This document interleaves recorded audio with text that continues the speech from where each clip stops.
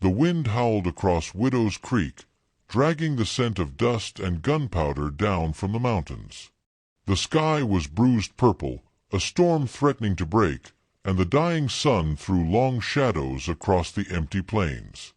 At the edge of that loneliness stood a house, weathered, scarred by years of wind and silence. And inside it, a woman who hadn't smiled in 3 years. Her name was Clara Whitlock, and they called her the widow of Widow's Creek. She stood by the window, her pale fingers brushing the curtain aside just enough to watch the road that wound through the valley. She didn't know why she was looking. No one ever came this way anymore. No one except ghosts. But tonight was different. Through the haze of twilight, she saw the shimmer of a horse. A dark figure riding hard across the plains, dust swirling in his wake like smoke from hell itself. Her heartbeat faltered. No one should be out here this late. The rider slowed as he reached her gate, tall, broad-shouldered, his face hidden under the shadow of a black hat. His horse snorted, restless, like it too sensed the tension in the air. Clara's hand drifted toward the rifle leaning by the door. Then 3 hard knocks. She froze. No one had knocked on that door since her husband's body was brought home 3 winters ago. "Who's there?" she called, voice steady but tight. The reply came low, smooth, and dangerous, like whiskey poured over gravel. "Name's Colt Maddox. My horse is lame. Just need a place to wait out the storm." That voice carried something else. Charm, maybe. Or trouble. Clara didn't open the door. She stared through the crack, seeing the outline of his hat, the glint of a gun at his hip. His boots were caked in red dust, his duster coat heavy with travel. "You can use the barn," she said sharply. "There's hay and a water trough." There was a pause. Then that low voice again, softer this time. "Ma'am, I appreciate that. But the wind's tennin' mean. If you'd be kind enough to let me inside, I'll stay out of your way." Her hand tightened on the doorknob. I said no. The wind outside screamed, rattling the shutters. For a moment, she thought he might try the door anyway. Men like him usually did. But then she heard him sigh. "All right, ma'am," he said. "Didn't mean to trouble you." His footsteps crunched away, fading toward the barn. Clara exhaled, realizing she'd been holding her breath. But something about that voice wouldn't leave her head. It stirred something long buried, curiosity, fear, maybe even longing. She turned back to the window and watched as he led his horse into the barn, lightning flashing behind him like the world wanted to paint his silhouette into her memory. That night, the storm broke. Rain hammered the roof, thunder shook the hills, and the wind wailed like lost souls. Clara tried to read, tried to ignore the sounds outside, but every crack of thunder made her glance toward the barn. Then a noise. A crash. She grabbed her rifle again, heart pounding. When she stepped out onto the porch, rain plastered her hair against her cheeks. Lightning flared, and she saw him, Colt Maddox, standing by the barn door, holding his horse steady. "What the hell are you doing out here?" she shouted over the storm. He looked up, water streaming down his face. Roof gave out. "Can't keep the mare dry in there." She hesitated, for too long. Then she said the words that would change both their lives. "Please, don't come inside." But he was already walking toward her. The wind slammed against him, rain cutting through the dark like shards of glass. "I ain't lookin' for trouble, ma'am," he said as he reached the steps. "But if you leave me and this horse out here, we won't make it till dawn." She leveled the rifle. I said stay back. He didn't flinch. He just looked at her, calm, soaked to the bone, eyes dark and unreadable. Then shoot me if you have to. But I ain't leavin' her out here. The horse whinnied behind him, trembling. Something in Clara cracked. She lowered the rifle a fraction, then cursed under her breath. "Bring her in the shed," she said finally. "You can stay on the porch. Not a step further." He nodded once, respectful, and led the mare into the small lean-to beside the porch. She watched him the whole time, rifle still in hand. Up close, he was every inch the outlaw the newspapers warned about, rough jawline, unshaven, a faint scar at his temple. But there was something else in his eyes, too. Exhaustion. A kind of quiet sorrow that mirrored her own. When he was done, he sat on the porch steps, dripping wet, silent. "You shouldn't have come this way," Clara said. He chuckled, low and tired. "Didn't plan to. Trouble's got a way of finding me, I guess." She almost smiled. Almost. What kind of trouble? He didn't answer right away. Just stared out into the dark, where the rain met the horizon. "The kind that don't leave witnesses," he said finally. Lightning flashed again, and for a heartbeat she saw it. The faint blood stain on his sleeve. Her heart stopped. He noticed her glance, sighed, and looked down. "It ain't mine," he said. "But that don't make it any better." She raised the rifle again, but her hands were shaking now. "Who are you really?" she whispered. He met her eyes, steady and unflinching. "Someone trying to forget what he's done," he said. "And someone who wishes to God you'd locked that door tighter." The storm roared louder, swallowing the silence between them. And in that moment, both of them understood something without saying it, that danger had already crossed her threshold, whether she'd let it or not. The storm had passed by dawn, but its scars remained, puddles glistening in the dirt, branches scattered like broken bones, and the barn roof half collapsed. Clara Whitlock stood on the porch, shawl wrapped tight, watching as the stranger from last night, Colt Maddox, worked in silence to mend what the storm had torn apart. He'd been up before sunrise, his duster coat hanging from a nail, sleeves rolled up, muscles tensing with every swing of the hammer. She hadn't invited him to stay. He just hadn't left. And somehow she hadn't told him to. Inside, the kettle hissed. The scent of coffee filled the kitchen, rich and comforting, almost masking the unease twisting in her chest. She poured 2 cups, out of habit, not intention.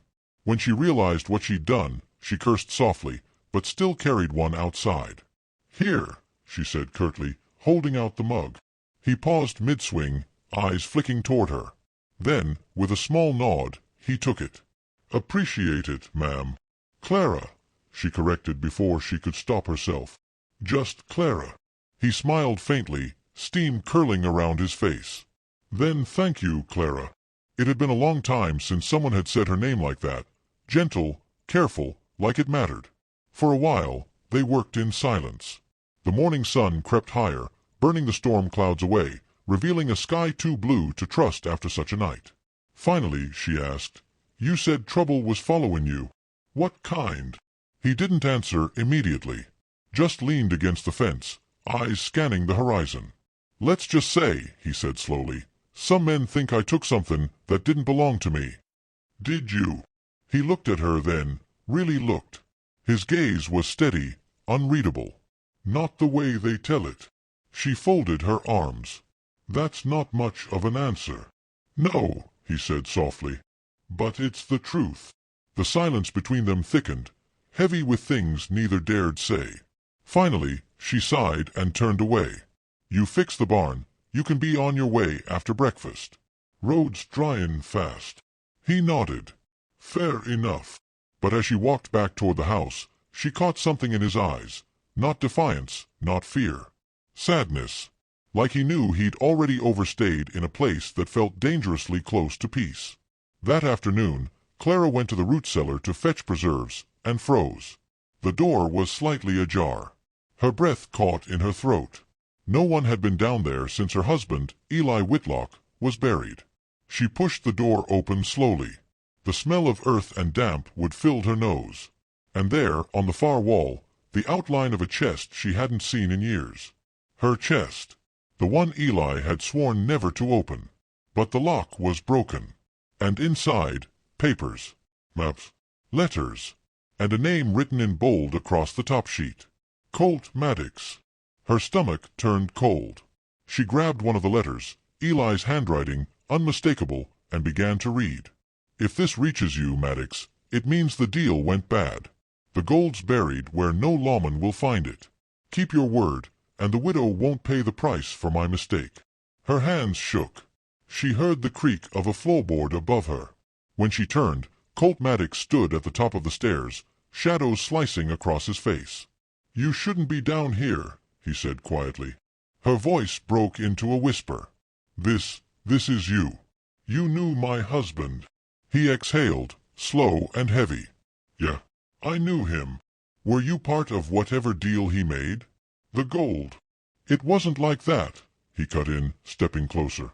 "Eli was trying to get out. We both were." "Out of what?" He hesitated, then said it like a confession. "Outlaw work. Smuggling gold from Union trains. We rode together once. Before he found you." Clara's knees felt weak. The world tilted. "All those years, he told me he was a rancher," she whispered. Colt's jaw tightened. "He was trying to be. Then why did you come here?" He looked away, running a hand through his hair. "Because before he died, Eli sent me a letter. Said he'd buried something here, something the gang would come for. He asked me to make sure they never found it." Her heart hammered. "You expect me to believe that?" "No," he said softly. "But I'm staying anyway." That night, Clara couldn't sleep. Every sound outside made her flinch, the groan of the porch, the rustle of wind through the dry grass. Colt sat by the window in the parlor, gun resting on his thigh, eyes on the dark horizon. "Expectin' company?" she asked from the doorway. He didn't look at her. "They'll come. Men like Cutter and Hale, they don't let debts die." "Cutter," she repeated, the name sending a chill through her. "The man Eli stole from. My old boss. So you're saying my husband crossed an outlaw, and now his widow's the bait?" He finally turned, eyes hard and tired. "I'm saying, if they find you before I find that gold, we both hang." She swallowed hard. "You think I'd hide something like that?" He studied her face, searching. "No. But I think Eli might have." Lightning flickered far off in the distance again. A new storm brewing. For a long moment, neither spoke. Then she said quietly, "If you're lying, I'll shoot you where you stand."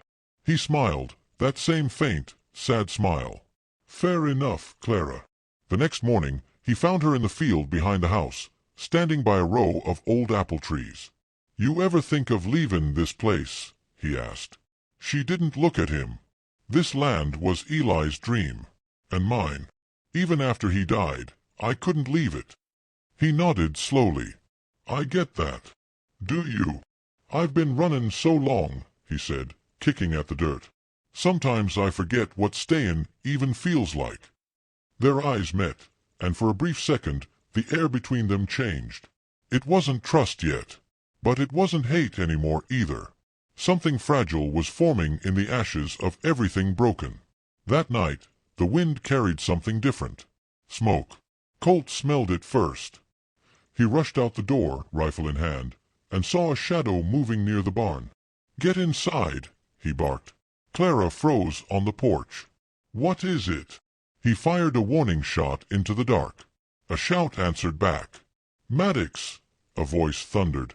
"You got something belongs to us." 3 riders emerged from the night, torches blazing, faces half covered. Cutter's men. Clara's blood went cold. Colt stepped forward, rifle steady, voice calm as death. You boys picked the wrong creek." The men laughed, circling. "You can't hide forever, Maddox. Hand over the gold, and maybe we'll let the lady live." Colt's jaw flexed. "That's the problem," he said. "I ain't the one hiding it." Gunfire split the night. The fight was brutal, fast, Colt firing, moving like he'd done this 100 times before. Clara ducked behind the porch, clutching her rifle but shaking too hard to shoot. One of the men fell. The others rode off, shouting threats into the dark. When it was over, Colt stumbled back toward the porch, bleeding from a graze on his arm. Clara ran to him before she even thought about it. "You're hurt." He caught her wrist gently, shaking his head. "It's nothing." Her breath hitched. He was close now, close enough she could smell the smoke and rain on his skin. "Why did you protect me?" she whispered. He met her eyes. "Because Eli asked me to. And because I wanted to." For a heartbeat, neither moved. Then she pulled her hand away, her voice barely a whisper. "Please, don't come inside." But this time, even she didn't sound like she meant it. The moon rose blood-red that night. It hung low over the plains like a warning, bleeding light across the hills and the shattered barn that still smoked from gunfire. Colt Maddox sat on the porch, his arm wrapped in a strip of linen Clara had torn from an old bedsheet. The wound was shallow, but pain wasn't the problem. It was the silence, that thick, watchful quiet that comes after men promise to come back and finish the job. Inside, Clara moved slowly through the house, every creak of the floorboard sharp as a gunshot. She should have told him to leave. Every second he stayed, danger grew roots in her soil.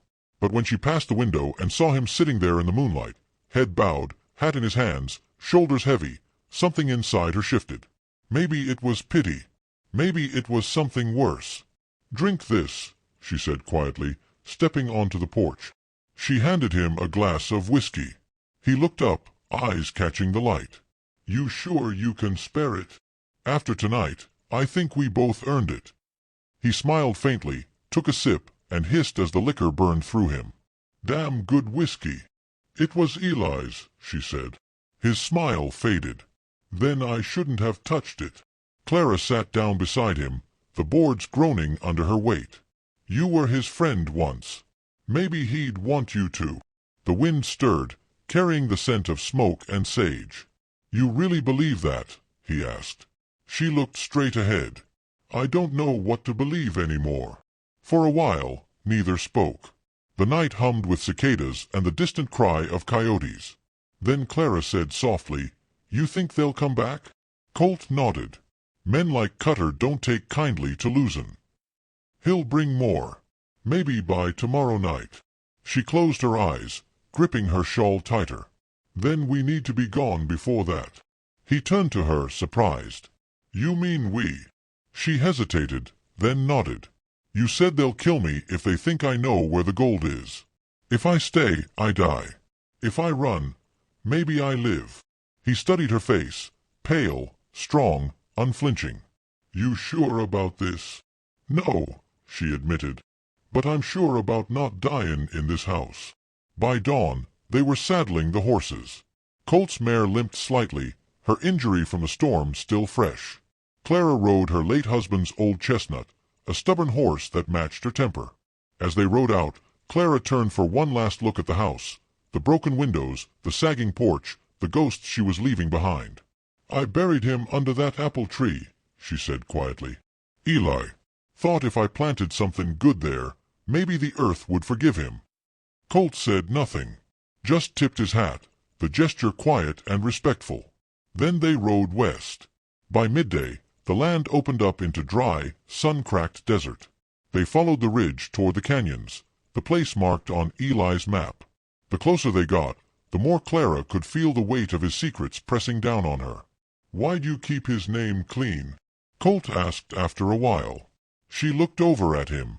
"What good would it do, telling the town their hero was a thief? They already called me cursed for outliving him." He gave a small nod. "You're tougher than most men I've met, Clara." She smirked faintly.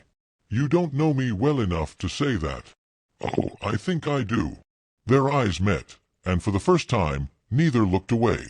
By sunset, they reached the canyons, narrow red cliffs and a dry creek bed twisting through like veins. "This the place?" Clara asked. Colt unfolded the torn letter Eli had left behind, comparing the ridges and markings. "Should be," he murmured. "Says the gold's buried, where the creek bends like a snake's neck." They followed the curve of the dry river until they found it, a sharp bend, half hidden by brush and rock.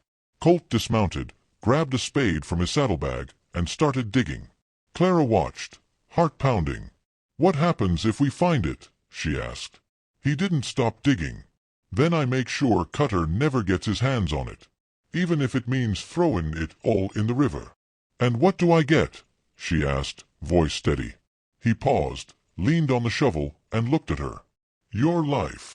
The sound of metal hitting would split the air. They both froze. He dug faster, until the shovel scraped open a small chest, half-rotted but still intact. Inside, gold bars. Real, heavy, gleaming. Clara's breath caught. "Dear God!" Colt's eyes hardened. This much gold could buy a town.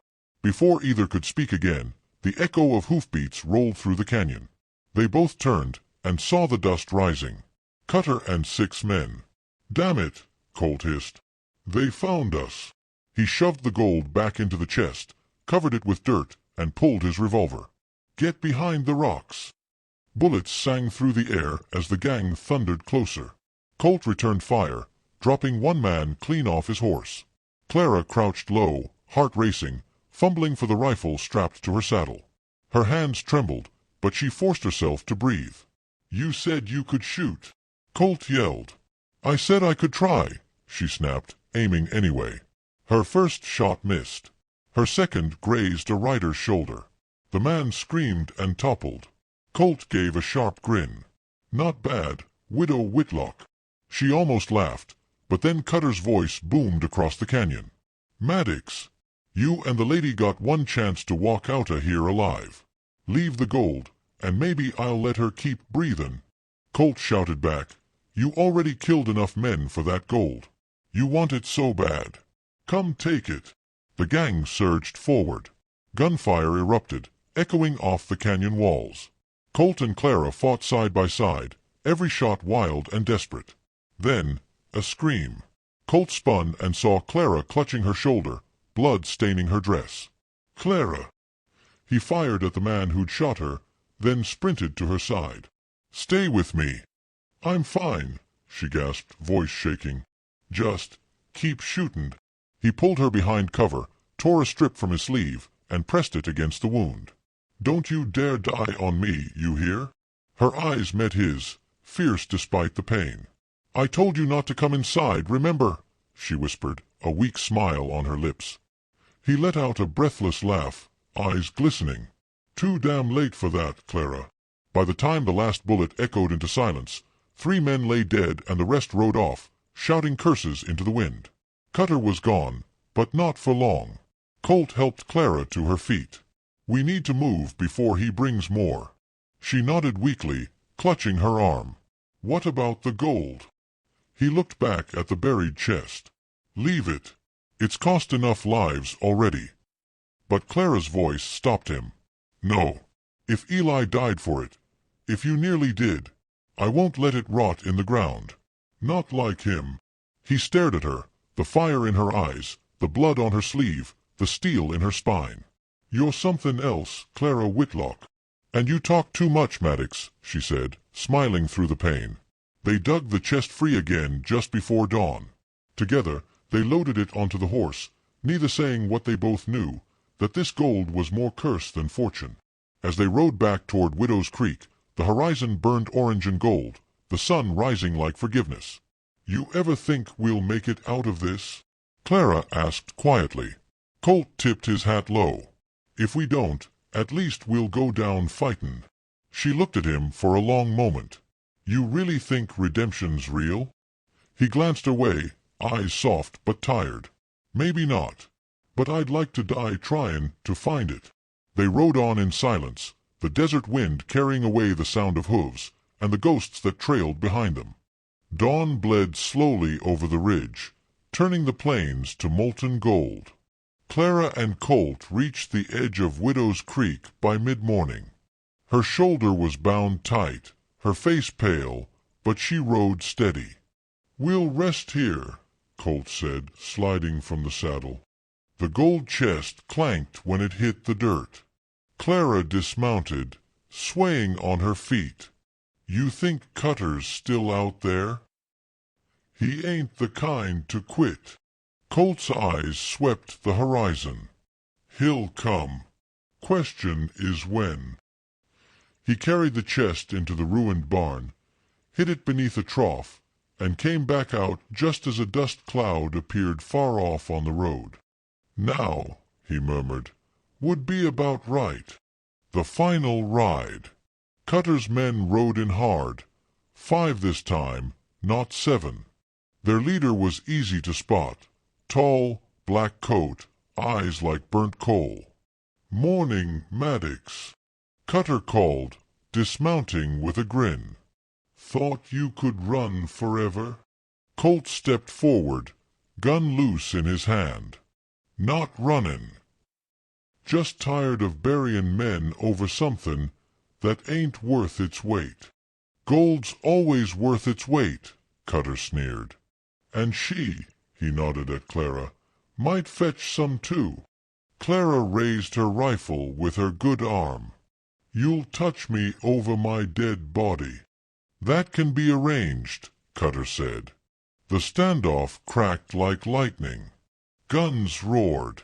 Colt dropped one man, spun, fired again. Clara's shot winged another. Cutter rushed behind a fence post, bullets shredding wood around him. When the smoke thinned, Colt caught sight of Clara lying in the dust, rifle knocked aside. He dove for her, dragging her behind the trough. "You hit." "No," she gasped. "Not yet." Her eyes flicked to the barn. Flames licked the roof. One of Cutter's torches had caught. The barn, the gold, everything burning. "Colt," she whispered, "we can't let it spread." He looked from her to the fire, then to the men closing in. Decision flashed across his face like lightning. "You get inside the house," he ordered. "Bar the door." She grabbed his sleeve. "No." "Clara," he said, voice rough, "please, don't come inside. The last stand." She watched him run through the smoke, just a dark figure against the blaze. He kicked open the barn doors, drove the horses out, and turned to face Cutter. The outlaw laughed, gun raised. "You always did play the hero, Maddox." "Guess one of us had to," Colt said, and fired. Both shots rang at once. Cutter staggered back, a hole blooming red across his chest. Colt dropped to one knee, clutching his side. The fire swallowed the barn in a roar. Clara screamed his name, but the heat drove her back. She saw him crawl to the trough, pry the chest open, and with a final grunt, heaved the gold bars into the flames. They melted, spitting sparks like stars. Then he turned toward her one last time. Smoke curled around him, haloed by firelight. He managed a crooked smile. "Told you not to let me in, Clara." And the barn collapsed. Epilogue. 3 weeks later, the rains came. Widow's Creek ran full again for the first time in years, washing away the ashes and the bodies buried beneath. Clara rebuilt the porch. She planted wildflowers over the blackened earth. Sometimes, on quiet nights, she swore she could hear boots on the steps, the low rasp of a voice saying, "Ma'am, just need a place to wait out the storm." And she'd whisper to the empty dark, "Please don't come inside." But deep down, she hoped someday he would.